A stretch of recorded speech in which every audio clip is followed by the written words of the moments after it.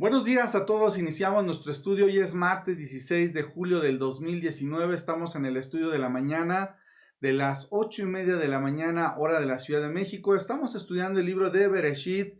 Ya estamos en la parashá de Noah y vamos a continuar con nuestro estudio donde nos quedamos la última clase, no sin antes, como siempre, hacer la cordial invitación para que te conectes en vivo a este estudio. Este estudio lo hacemos a través de otra plataforma.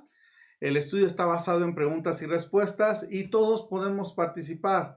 Todos debiéramos de participar. En la medida que participamos, pues obviamente se enriquece porque sacamos principios que se puedan aplicar a nuestra vida, ¿no? La invitación está en la página de internet de estudiamostorah.com, donde dice cómo me conecto al estudio. Ahí vienen las instrucciones para que lo hagas. Nos va a dar mucho gusto oír tus comentarios, tus preguntas, tus respuestas. Y dicho esto, vamos ahora sí ya a comenzar con nuestro resumen de lo que vimos la última clase. ¿Alguien se acuerda qué fue lo que vimos el día de ayer?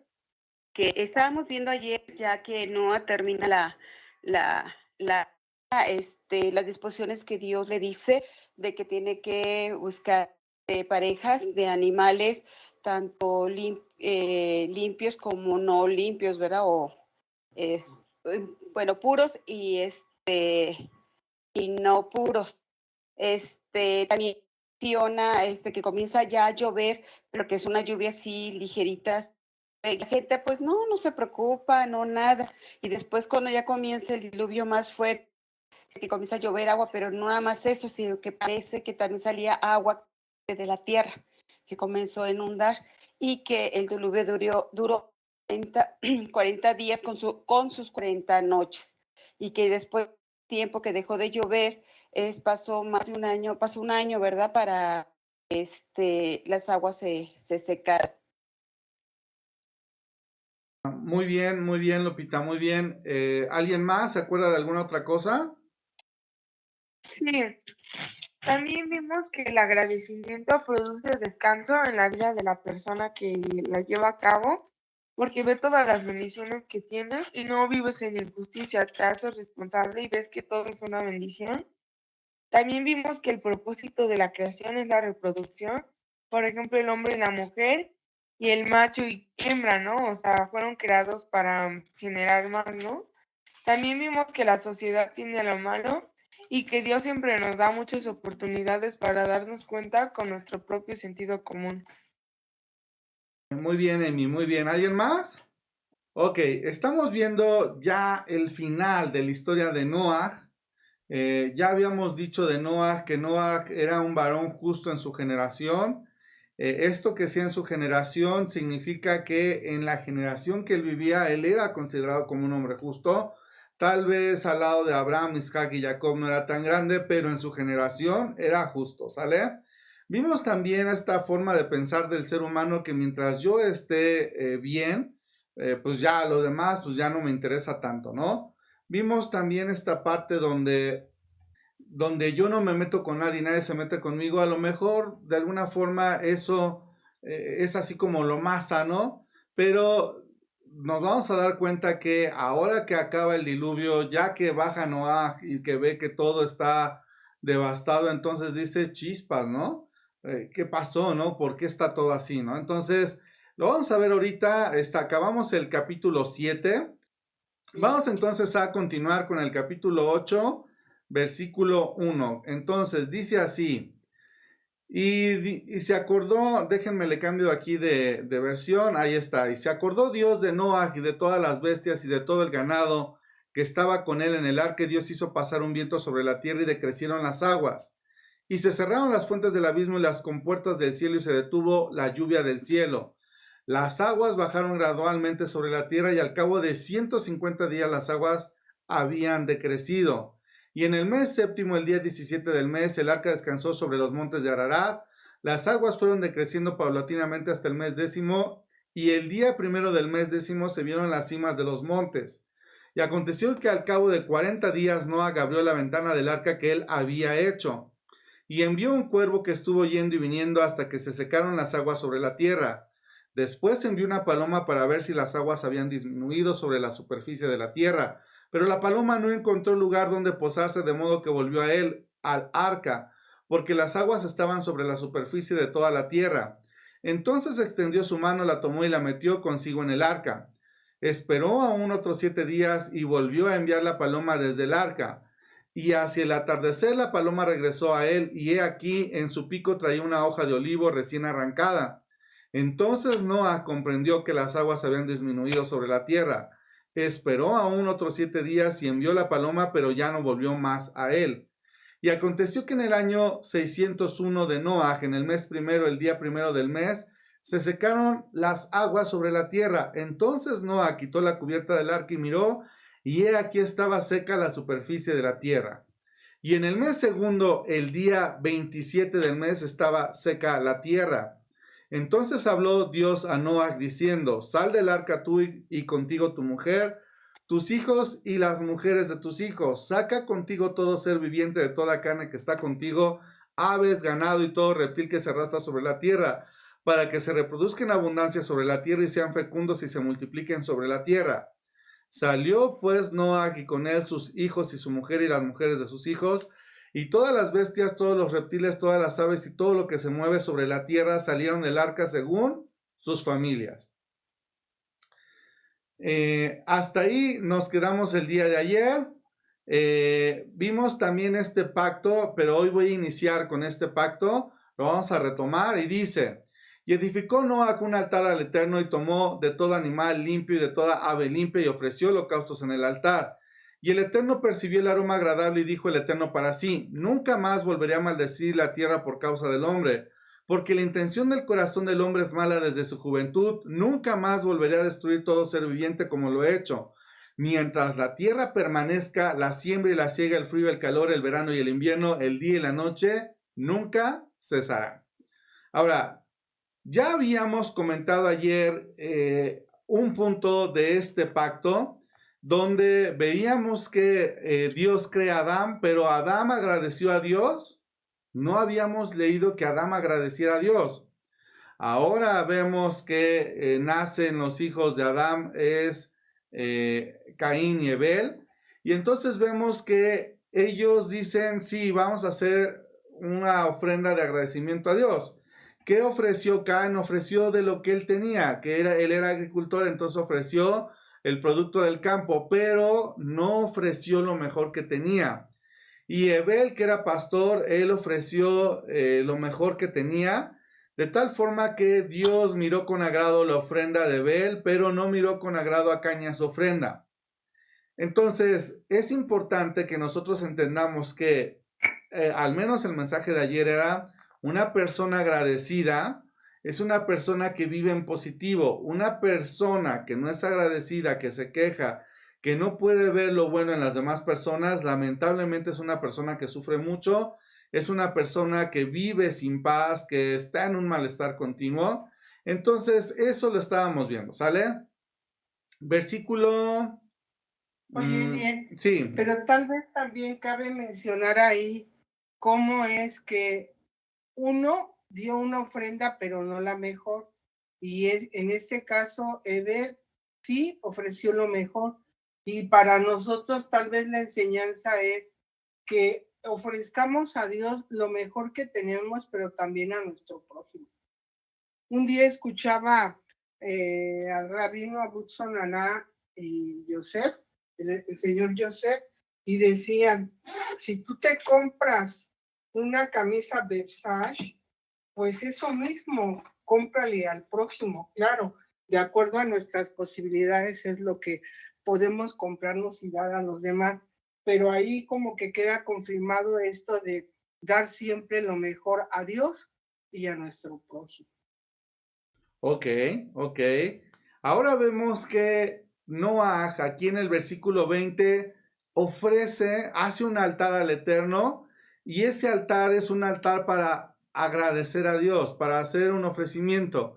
La parte del corbán, o sea, de la ofrenda que presenta, esa no la vamos a comentar, porque el tema de los sacrificios que se hacen es un tema que la verdad no está claro, o sea, aún dentro de los mismos sabios, el porqué de los sacrificios no es claro, ¿no?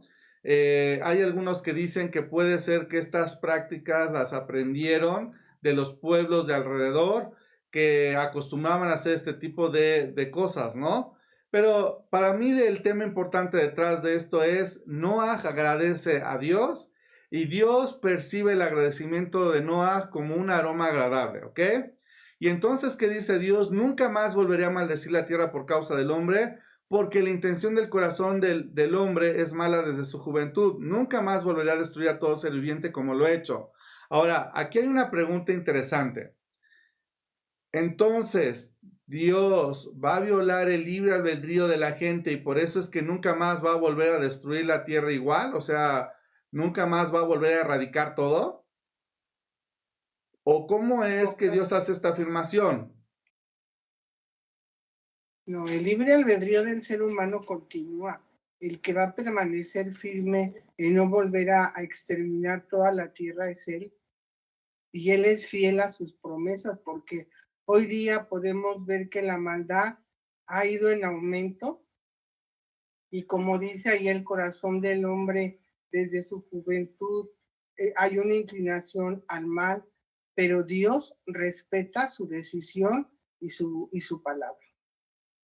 Ok. Pero yo quiero que ustedes entonces me digan cómo es que Dios dice nunca más volveré a maldecir la tierra por causa del hombre. Y vamos a ver más adelante, e incluso aquí mismo en el 22 dice, mientras la tierra permanezca, la siembra y la siega, el frío y el calor, el verano y el invierno, el día y la noche, nunca cesarán. ¿Qué significa esto? Pues que no va a faltar, o sea, nosotros estamos viendo hoy día, y no tal vez se pueda comparar con Sodoma y Gomorra, pero pues hay algo parecido, pero vemos que la misericordia de Dios permite que sigan primavera, verano, otoño, invierno, que haya siembra y que haya cosecha, que haya lluvia, o sea, pues para sustentar al ser humano, y ya ha permitido que el universo permanezca. Ok. Fíjense, aquí hay varias posibles respuestas y sí son interesantes, ¿no? Una es Dios conoce el futuro y dice, bueno, pues sabes que nunca más voy a volver a maldecir la tierra por causa del hombre. Y de alguna forma uno podría pensar, entonces Dios va a manipular al ser humano para que no vuelva a cometer errores de esta gravedad y de este nivel, porque si no, entonces va a ser destruido. Porque sería interesante pensar que entonces Dios va cambiando, ¿no? Va cambiando a lo largo de la historia. Pero si Dios cambia a lo largo de la historia, entonces el segundo principio básico de estudio de Torah, que es que la unicidad de Dios, o sea, Dios no cambia, entonces se rompería. ¿Cómo podríamos entonces decir, oye, entonces, ¿por qué Dios dice esto? Las reglas son para siempre, los principios son para siempre. O sea, ya hay un marco jurídico, legal de principios y esos van a funcionar para toda la eternidad. Entonces, Dios está cambiando sus propias reglas y por eso es que Él dice esto, o a lo mejor Dios va a manipular al ser humano para que el ser humano ya no vuelva a caer a este nivel de maldad. Entonces, la respuesta que hace que esto sea entendido fácilmente es que posteriormente va a ser entregada ¿qué? La Torá. Y esta Torá va a hacer que siempre haya gente que de alguna forma pueda mantener con sus méritos al mundo entero. ¿Sale? Entonces, ya no va a volver a suceder. ¿Por qué ya no? Porque en un futuro va a ingresar la Torá al mundo y esta Torá va a hacer que la gente actúe en santidad, por lo cual en lugar de que haya maldiciones va a haber bendiciones. ¿Sí queda claro el punto? ¿Y de dónde sacaste eso? Bueno, acuérdense, ya ahorita no estamos en este primer nivel de estudio que es el literal. Tratamos ya de ver la Torá como una cosa global. Entonces, ustedes vean que, ¿cómo se presenta Dios en Génesis capítulo 1? ¿Cuál es el nombre que aparece en Génesis 1? Yo creo, ajá. ¿Pero cuál es el nombre? Elohim. Elohim, muy bien, Eli. Este Elohim a qué hace referencia. Yo soy un Dios de principios, de reglas, y ese Dios Sí. de principios y reglas es el que sostiene al universo con principios y reglas. Él es el que es el origen de todo. Si Dios, por así decirlo, dejara de existir, deja de existir la creación, la existencia, ¿no? O sea, Él es el punto inicial de todo. Ahora, interesante que Él sujeta esta creación a un tiempo, espacio y materia y que no se presenta la creación, como les diré, como una película que tú ya ves el final. No, Dios empieza a desarrollar la película desde el inicio, pero así desde el mero inicio.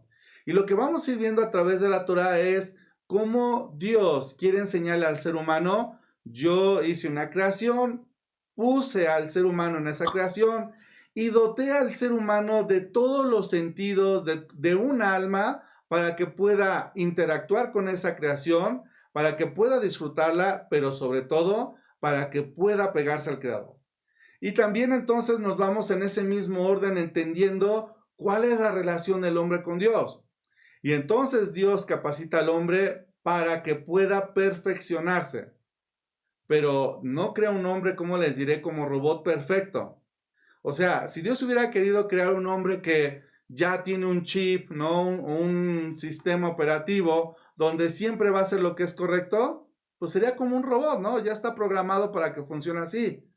Al ser humano le da la capacidad de poder tomar decisiones éticas y morales.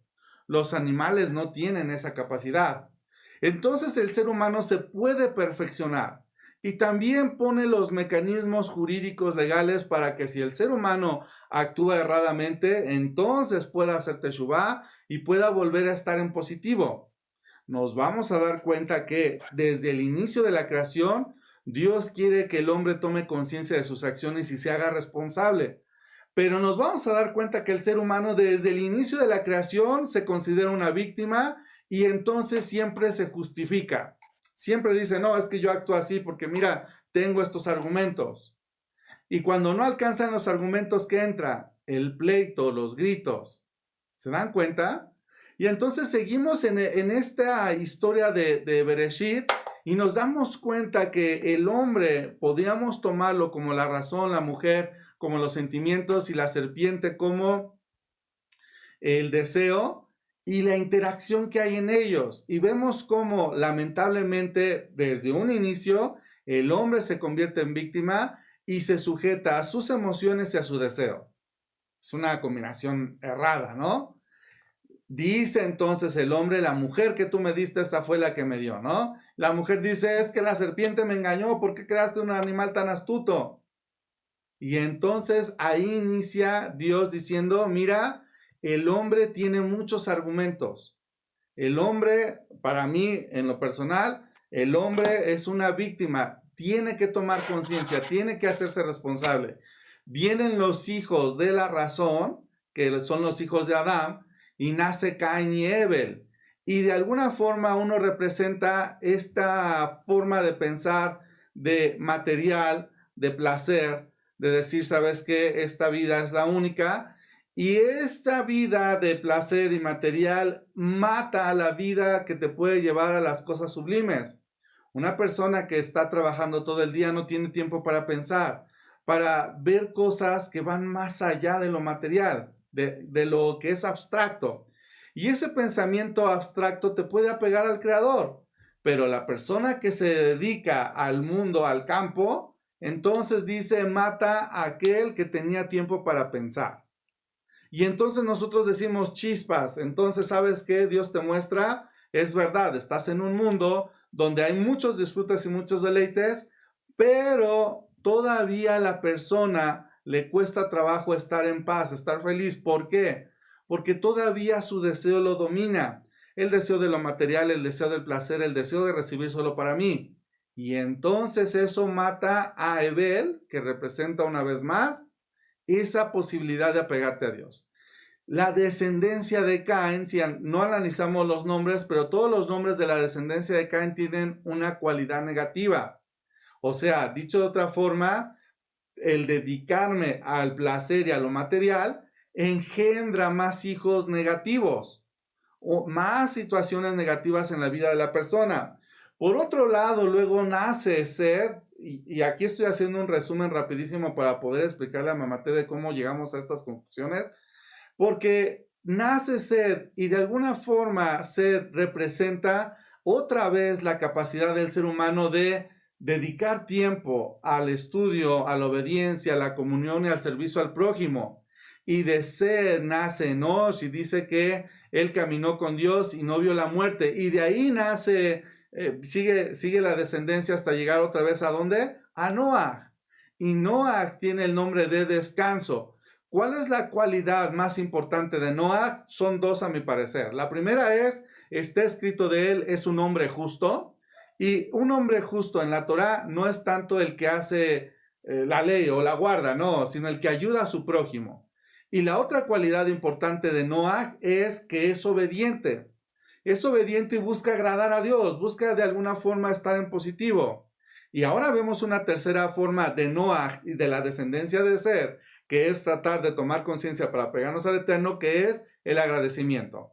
O sea, dicho de otra forma, fíjate, si tú quieres agradar a Dios y quieres vivir en positivo, ayuda a tu prójimo, sé obediente y sé agradecido. Y vas a ver que estas cualidades te van a llevar a cosas positivas sin tener Torah. Pero nos vamos a dar cuenta que después de Noah viene otro personaje grande que es Abraham. Y Abraham nos vamos a dar cuenta, me voy a adelantar, que él representa con sus acciones la misericordia. Luego vamos a ver a Isaac, que aunque de Isaac no hay mucha información, pero Isaac va a representar, vamos a decirlo así, como la obediencia militar de decir, usted no tiene, o sea, sus emociones, sus deseos, sus pensamientos no tienen que influir en su obediencia. A usted se le pide obedecer y usted obedece, llueve, trueno, relampaguee. ¡Tan, tan!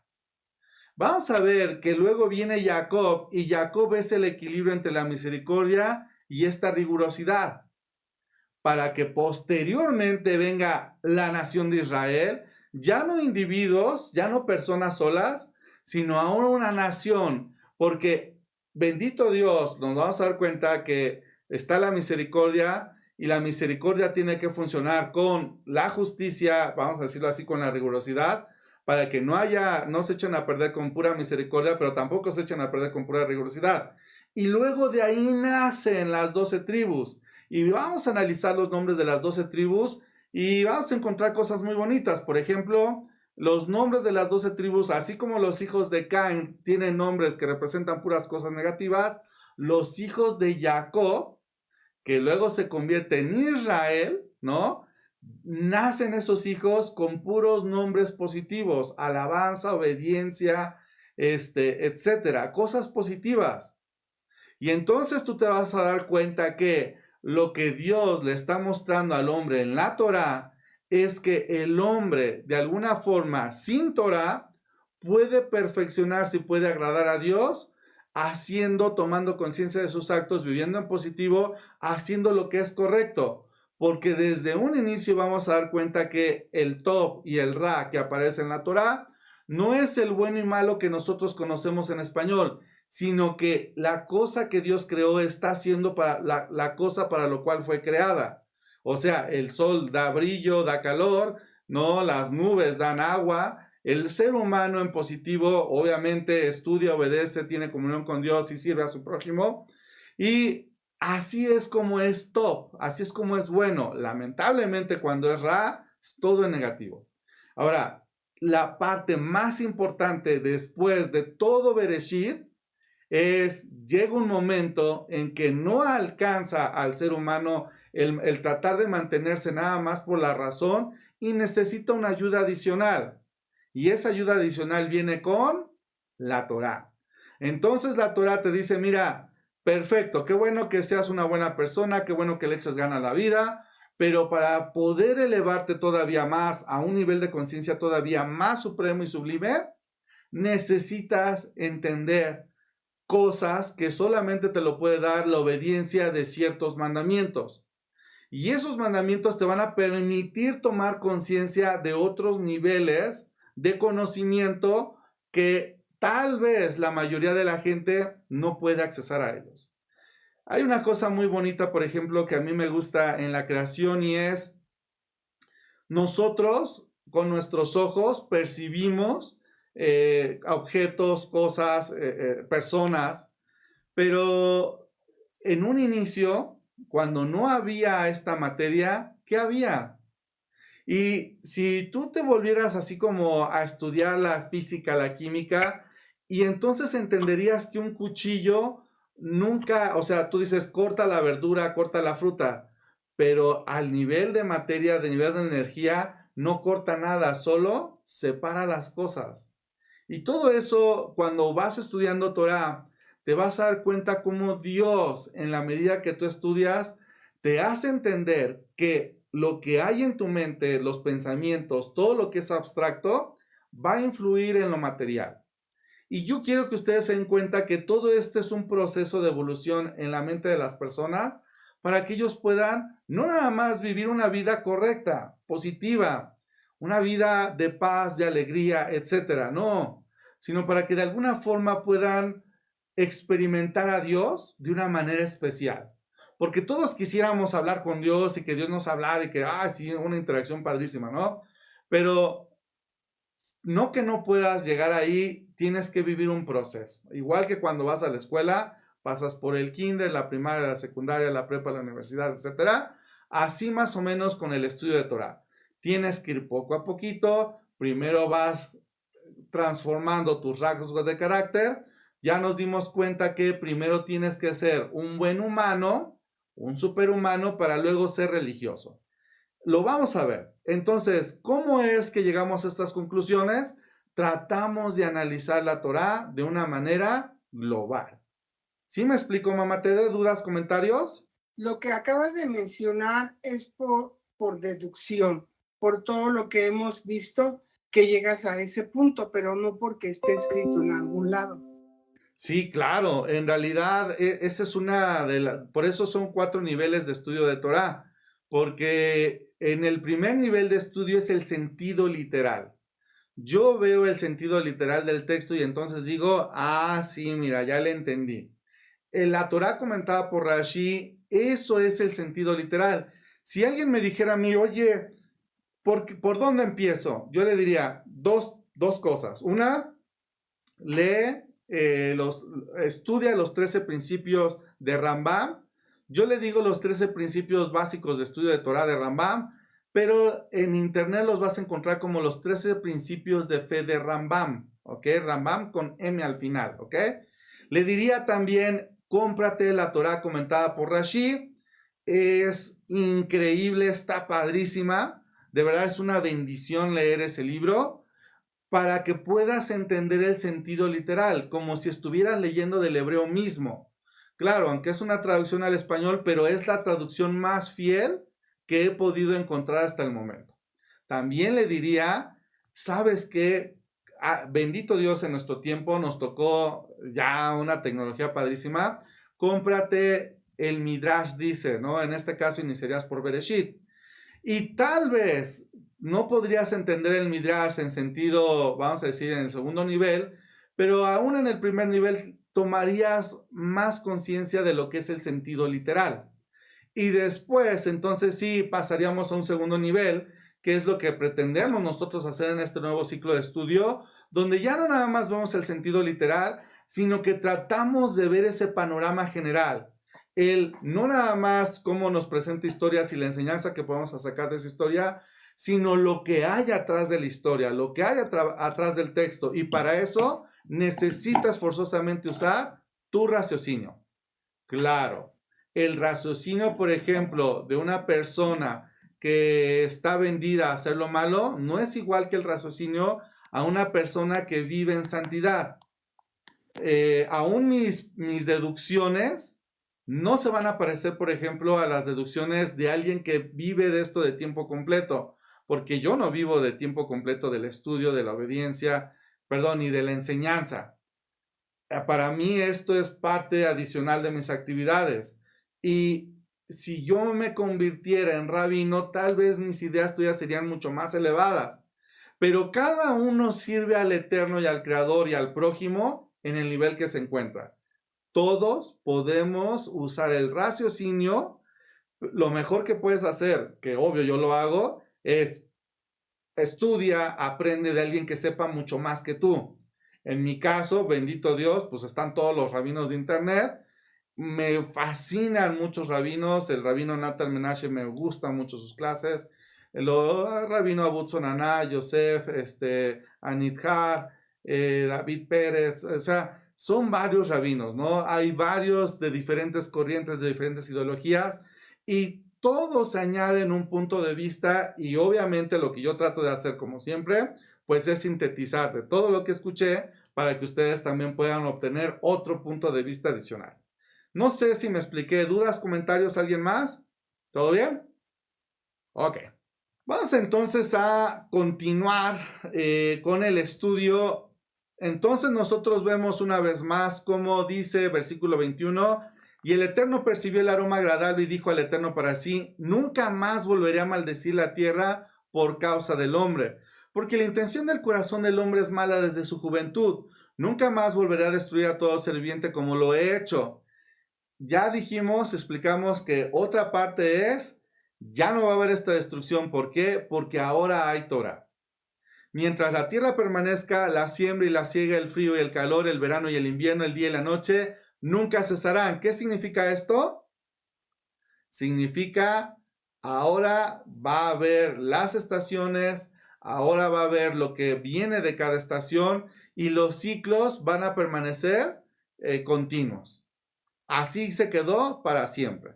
Vamos a ver el final de esta historia en el capítulo 9, y dice, y bendijo Dios a Noah y a sus hijos, y les dijo, sed fecundos y multiplicaos y llenad la tierra. Y voy a hacer aquí una pausa. Dios bendice, pero Dios no bendice, como les diré, de gratis. Para que el hombre sea bendecido, dense cuenta qué fue lo que vivió Noah. ¿Qué vivió Noah? Ya dijimos, ¿cuáles eran los atributos de Noah? Era una persona justa, o sea, ayudaba a su prójimo. Era una persona obediente, porque dijo tal cual como Dios se lo dijo, así lo hizo Noah. Y era una persona agradecida. Y esos tres elementos hacen que entonces sí, Dios te pueda bendecir con una bendición especial. Y entonces Dios bendice a Noah y a sus hijos y les dijo, ser fecundos y multiplicados y llenad la tierra. Y el temor y el terror de vosotros estarán sobre todos los animales de la tierra y sobre todas las aves del cielo y en todo lo que se arrastra sobre el suelo y en todos los peces del mar en vuestra mano son entregados. Interesante. Ahora dice, no tengan temor de las bestias. Todas las bestias van a tener temor de ustedes, del ser humano. ¿Es real esto? Es real. Todos los animales le huyen al ser humano. Y entonces dice, además, en vuestra mano son entregados. Y de aquí entonces vamos a darnos cuenta que ya el ser humano no nada más va a comer plantitas, ahora también puede comer animales. Versículo 3. Todo lo que se mueve y tiene vida os será para alimento. Todo os lo doy como os di la hierba verde. O sea, ahora el ser humano puede comer animales. Pero carne con su vida, es decir, con su sangre, no comeréis. Y ciertamente pediré cuenta de la sangre de vuestras vidas, de todo animal la demandaré, y de todo hombre, del hermano de todo hombre demandaré la vida del hombre. La sangre no está permitida comerla, la carne sí, la sangre no. Por eso es que los judíos, que obviamente guardan los mandamientos, tienen mucha precaución con respecto de comer la sangre en la carne. O sea, ellos compran igual sus bistecitos, obviamente de las partes permitidas del animal, pero la salan la carne, la lavan muy bien. ¿Para qué? Para que no vayan a comer sangre, porque no está permitido comer la sangre. Aquí en México se acostumbra a comer algo que le decimos moronga o rellena, que literalmente es intestinos de animales, puede ser de res o de otro animal, lo rellenan con sangre, puede ser de res o puede ser de otro animal, y entonces la cocen esa tripa, y esa tripa ya con la sangre adentro se hace así como mantecosa y esos pues se los comen en tacos, ¿no? Eso, por ejemplo, no está permitido en la Torá. ¿Por qué? Porque la sangre es la vida del animal. Y cuando tú derramas sangre, por ejemplo, de una persona porque te peleaste con ella, entonces esa sangre se te va a demandar.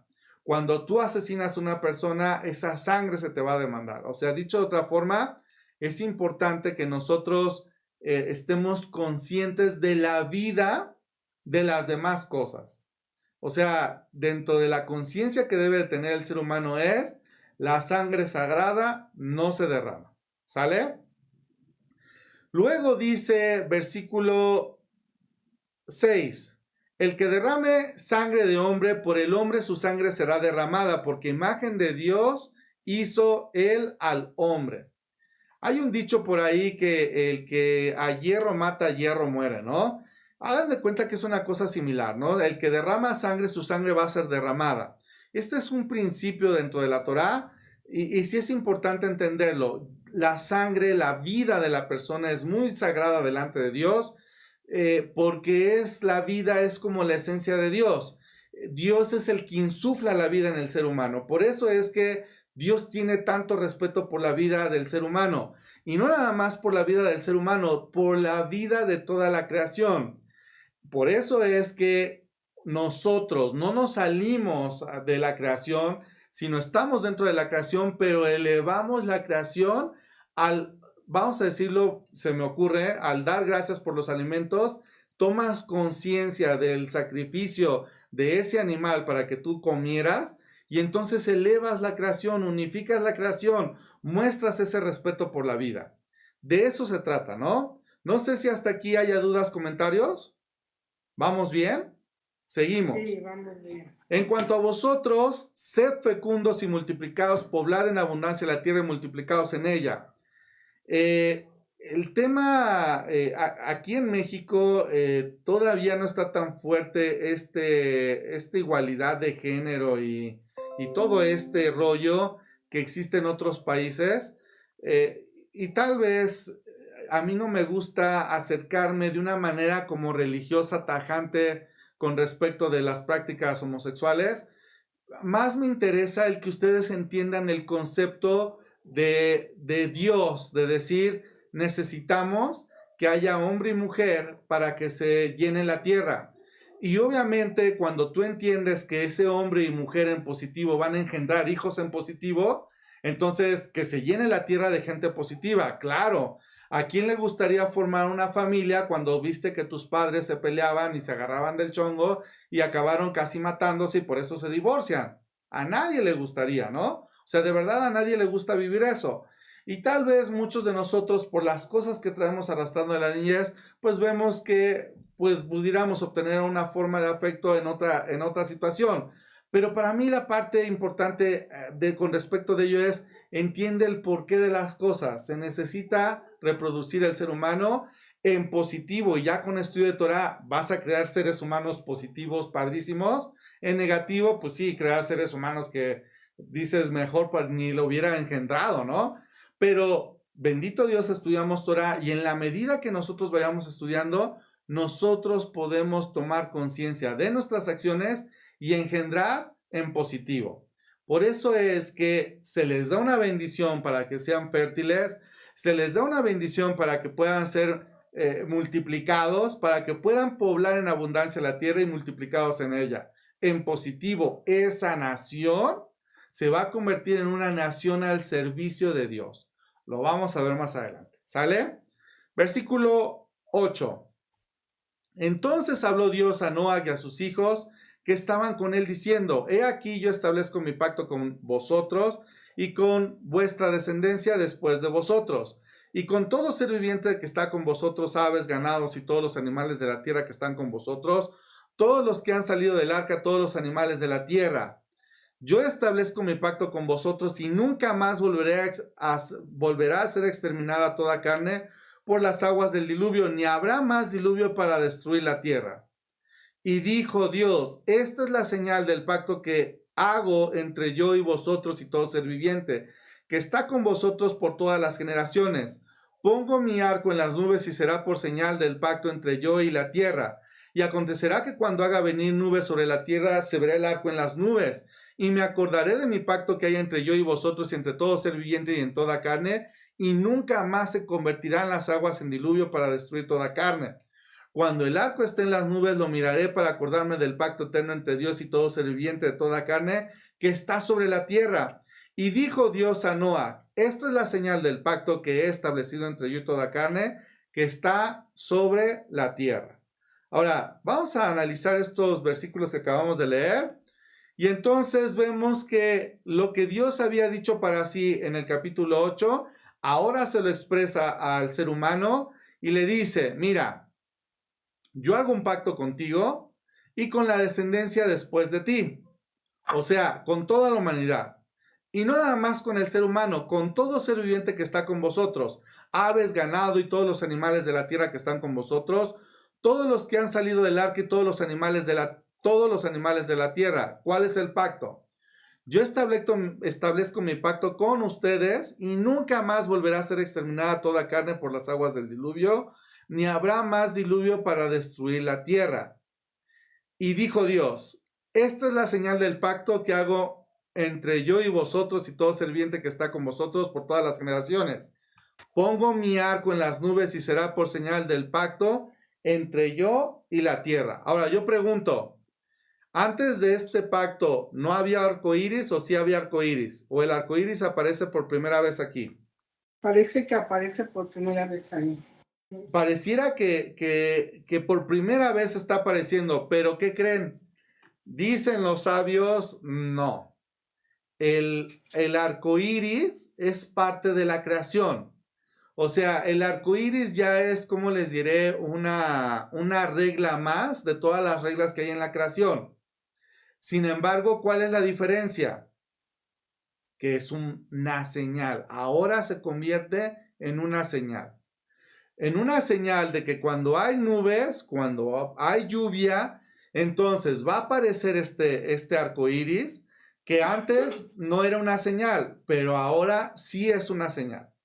Y es una señal que le recuerda tanto a Dios como al ser humano: la tierra no va a volver a ser exterminada por la maldad de los hombres. Interesante, ¿no? Ahora, bendito Dios, no sé, a nosotros no nos tocó vivir el diluvio, pero ¿te imaginas cómo fue esa situación? Ha de haber sido increíble, ¿no? De verdad ha de haber sido increíble. Yo no sé de verdad qué tan, o sea, cómo ha de haber sido la escena después de que ya no hay nada, ¿no? Ha de haber sido una cosa impactante. Entonces dice, bueno, ¿sabes qué? Dios dice un recordatorio para mí, pero también un recordatorio para las personas. Que la maldad no vuelva a llegar al nivel que llegó, porque a final de cuentas, ya lo hemos estudiado en la Torá, lo vamos a ver más adelante. Hay errores que son de pena de muerte. Y si la maldad crece a tal grado que esos errores son cotidianos, esa generación, esa nación, ese pueblo merece la destrucción. Y vamos a darnos cuenta que hubo ese tipo de maldad más adelante, pero ya Dios no destruye toda la tierra, sino solamente destruye esa región. ¿Ok? Dice luego: y dijo Dios a Noaj: esta es la señal del pacto que he establecido entre yo y toda carne que está sobre la tierra. Versículo 18. Y los hijos de Noaj que salieron del arca fueron Shem, Cam y Jafet. Y Cam fue el padre de Kenán. Estos tres fueron los hijos de Noaj, y de ellos se pobló toda la tierra. Entonces Noaj comenzó a labrar la tierra y plantó una viña. Y bebió el vino y se embriagó y se desnudó en medio de su tienda. Y Cam, padre de Kenán, vio la desnudez de su padre y se lo contó a sus dos hermanos que estaban afuera. Entonces Shem y Jafet tomaron un manto, lo pusieron sobre sus hombros y caminando hacia atrás cubrieron la desnudez de su padre. Y sus rostros estaban vueltos y no vieron la desnudez de su padre. Cuando Noach despertó de su embriaguez y supo lo que su hijo menor le había hecho, dijo: maldito sea Kenán, siervo de siervos será para sus hermanos. Dijo también: bendito sea el eterno Dios de Shem, y sea Kenán su siervo. engrandezca Dios a Jafet y habite en las tiendas de Shem, y sea Kenan su siervo. Y vivió Noach 350 años después del diluvio. El total de los días de Noach fue 950 años y murió.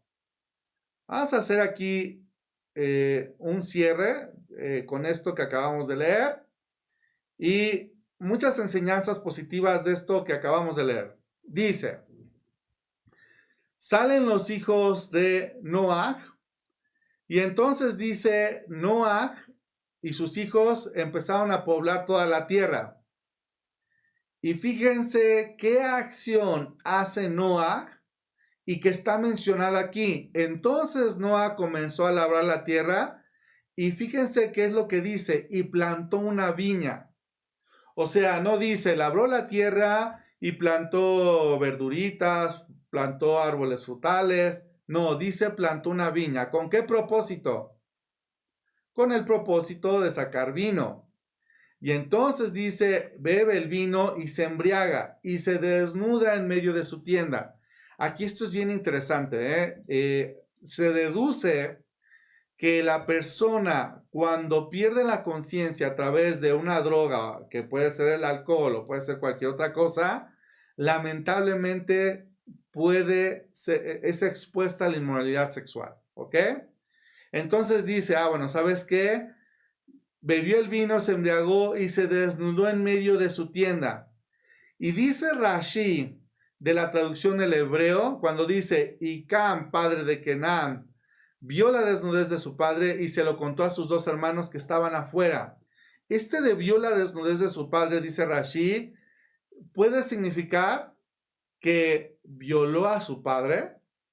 Qué fuerte, ¿no? Entonces tú dices, y se lo cuenta a sus dos hermanos que estaban afuera. Entonces Sem y Jafet tomaron un manto y lo pusieron sobre sus hombros y caminaron atrás y cubrieron la desnudez de su padre, y sus rostros estaban vueltos y no vieron la desnudez de su padre. Cuando Noach despertó de su embriaguez y supo lo que su hijo menor le había hecho, dijo, maldito sea Kenan, siervo de siervos será para sus hermanos. Y vamos a hacer aquí una pausa, ¿no? Date cuenta cómo este acto lamentable que hace el propio hijo de Noach a su padre, dices, chispas, oye, es un reflejo de la degradación que había en los días de Noach y que lamentablemente ahora Kenan, que va influenciado de toda esa ideología, actúa sobre esa ideología. O sea, dicho de otra forma, vuelvo a insistir, es como si empezara otra vez Génesis desde Bereshit 1:1, donde estaba la tierra tohu babohu, donde las aguas estaban sobre toda la superficie de la tierra, y ahora otra vez sale el ser humano a la escena y otra vez te muestra que bendito Dios, ahora hay una diferencia, Noach agradece a Dios, eso es una diferencia abismal, pero Noach se embriaga sembrando un sembradío que hace que pierda la conciencia. Y al perder la conciencia se expone a la inmoralidad sexual que está lamentablemente arraigada en la mente de su hijo y entonces sufre una violación. Entonces la maldad no se extermina con el diluvio, simplemente es como si hubiera sido un reseteo. El ser humano mantiene todavía su libre albedrío y puede decidir hacer lo que es correcto o hacer lo que es incorrecto. O sea, dicho de otra forma, aún yo estudiando Torah, pudiera yo decir, ¿sabes qué? Sí, efectivamente voy a obedecer todo lo que estudio. O pudiera decir, ¿sabes qué? Pues ni aunque estudie, ni aunque todo esto, voy a seguir haciendo lo que se me pegue la gana. Puede ser, son las opciones que tiene el ser humano. Lo que él decida, así va a ser. Lo que sí es, toda acción del ser humano trae una consecuencia.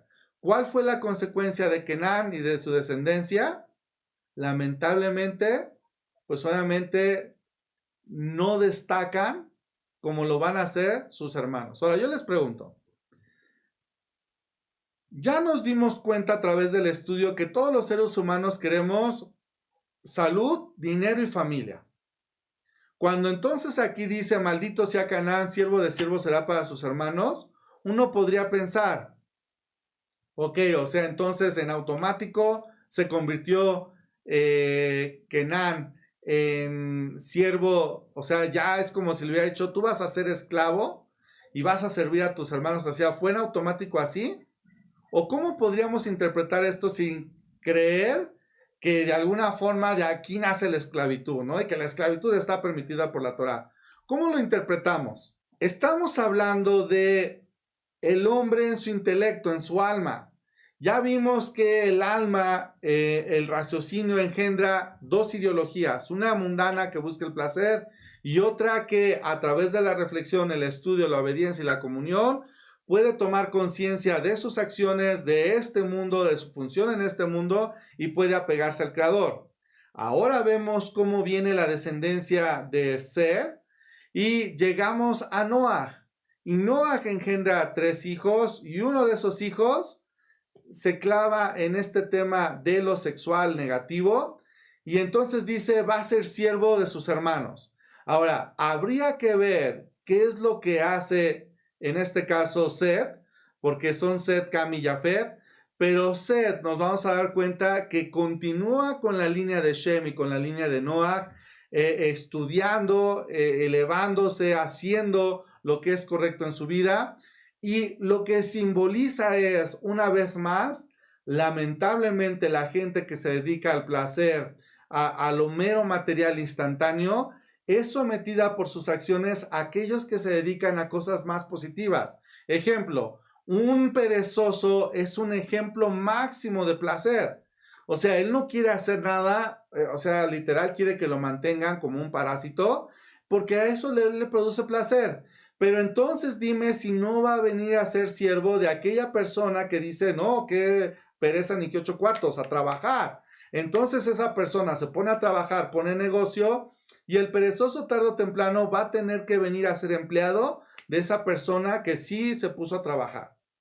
Y lo mismo sucede con las naciones. Lamentablemente, de una manera tal vez, híjole, maquiavélica, tal vez si existiera el diablo diría diabólica, podríamos pensar que hay grupos de poder muy fuertes a nivel mundial que dictan el destino de las naciones, que hacen que las naciones permanezcan en la ignorancia, y cualquier similitud con México es mera coincidencia, donde mantienes a la población en ignorancia para que tú puedas someterlos con la televisión, con la música, con la literatura, para que les vendas estas ideas donde ellos van a seguir cometiendo errores, nunca van a poder despertar a un nivel de conciencia sublime y elevado, para que no se conviertan en potencias mundiales, para que sigan siendo siervos de las potencias mundiales y sigan siendo como tipo esclavos. Qué fuerte, ¿no? Eso cuadra más que pensar que, sí, desde aquí ya está la esclavitud. No. La forma de vida de la persona lo lleva a vivir en una esclavitud, sus acciones. Qué fuerte. Pero bendito Dios, la persona que se mantiene elevando su conciencia a través del estudio, esa persona cada vez se supera más y cada vez en una posición tanto de familia, tanto de dinero, tanto de salud, puede de alguna forma empezar a estar arriba de los demás. No porque los quiera hacer esclavos, sino porque sus acciones lo llevan a esa posición. ¿Sí queda claro? ¿Dudas, comentarios? Total que muere Noah y Noah muere a los 950 años. ¿Cuántos años vivió el abuelito Adán? 930, ¿no? 930 años. Muy bien, Amy. 930 años. ¿Cuántos vive Noah? 950 años.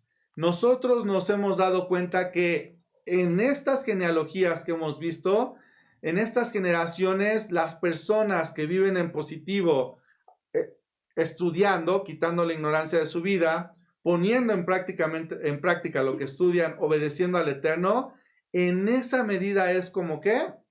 Como elevan su pensamiento. ¿Sale? Bendito Dios. En esa medida elevan también la edad. O sea, una vida en positiva te hace vivir más años. Una vida en negativo acorta tus días. Como está escrito, lamentablemente el malvado no vive ni la mitad de sus días. Pero de los que hacen el bien, incluso pueden aún llegar a vivir mucho más que la mayoría de las personas. Con esto voy a cerrar el estudio. Vivir en positivo, vivir en estudio, en obediencia, en comunión y en servicio al prójimo, alargan la vida. ¿Sale?